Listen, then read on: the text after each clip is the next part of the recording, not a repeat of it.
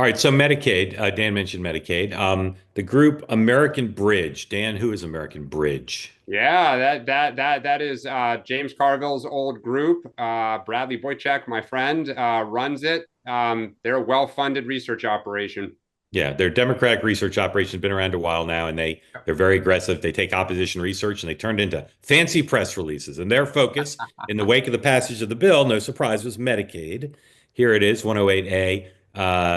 Receipts. Vulnerable House Republicans just voted to cut Medicaid after saying they wouldn't.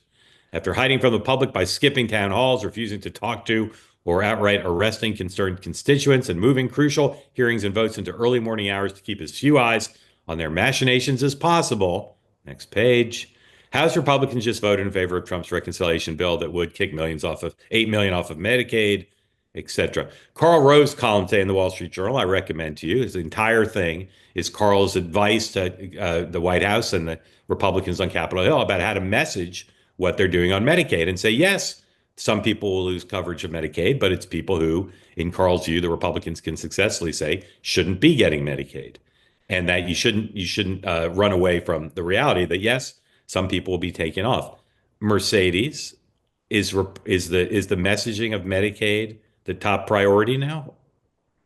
For the administration, you mean? Or Yeah. for, Well, for look, the I think, Republican, in other words, do you agree with Carl that this is one of the big vulnerabilities in the House I bill, mean, it could be a politically? vulnerability. I think the reality is going into midterm elections, it's going to be where are we on the economy more than it is about Medicaid. I think it's going to be, did we lower the cost of living? Can you afford a house?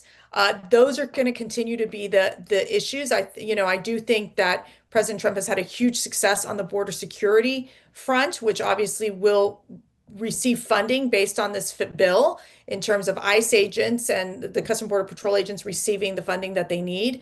But I think Medicaid, it, it's an issue, but I don't think it ranks as one of the top political issues. And I think if you message it correctly, I mean, Republicans have never really won on this issue of Medicaid, let's be real.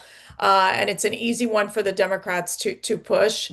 But the Democrats are always better at like saying, "Oh, the Republicans are cutting Medicare," and Medicare is one that really I think would set off more people because you're talking about senior voters as opposed to Medicaid. But the reality is like you want to get Medicaid back to the fact that you're slashing the fraud and the waste, and also that it's not these able-bodied adults just getting this money. And so it comes to the point that if we can't spend our way out of these problems. And it's impacting, obviously, our credit rating in the United States, the continual federal spending, and really trying to get a handle on the debt here in the United States. Dan. I don't think this bill gets a handle on the debt. It just adds to it. Look, I think No, this. you're right. You're right. I mean, look, Absolutely. this will be a winner, I think, for Democrats in a bill that's going to have a lot of winners for Republicans. I mean, as Mercedes said, the tax cuts, the deregulation, the energy, et cetera, they'll have a lot to tout. But I think the problem is it's like with Doge. You can say we're getting rid of waste, fraud, and abuse. And it was a winning message until it hit the real lives of real people. And people freaked out. My Social Security calls aren't being returned. I can't get answers. And suddenly the numbers started to go down because people realized it's a great talking point, but in reality, it's hurting me. You can say there's 8 million people that are waste, fraud, and abuse on the rolls. That's ridiculous. So when you throw them off, it's going to be a problem. And if you don't believe me, look at Donald Trump, who literally said, don't blank with Medicaid, because he knows, just going back to 2015, don't touch these entitlement programs. They hurt my people. Yeah. So when he hurts his people, hopefully we haven't shot ourselves in the head and we can benefit from their mistake. Mark, do you mind if I add something really quick? So Of course. observing I just said yes to myself. Okay, like in the Virginia governor's race is a perfect example. Like I live in Virginia, and it is going to be a difficult sell for the current Republican nominee, Winsome Sears, to make the case to federal workers like, yeah, I've got your back.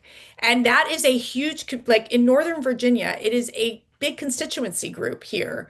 And the Doge thing, I think, has created a bit of the negative, you know, implications in this Northern Virginia area that I think will actually hurt in that Virginia governor's race in terms of the Republican nominee not being able to court those voters. I agree with that. All right, two more topics, and then we're going to get you all in. So please, please raise your hand. I'm so glad you do. Please raise your hand if you'd like to be in the conversation. Peace, love, and understanding. That was a delicious video experience. I think you'll agree. Now, what you need to do in return for getting to enjoy that is hit the subscribe button, be part of the two-way community, never miss a thing.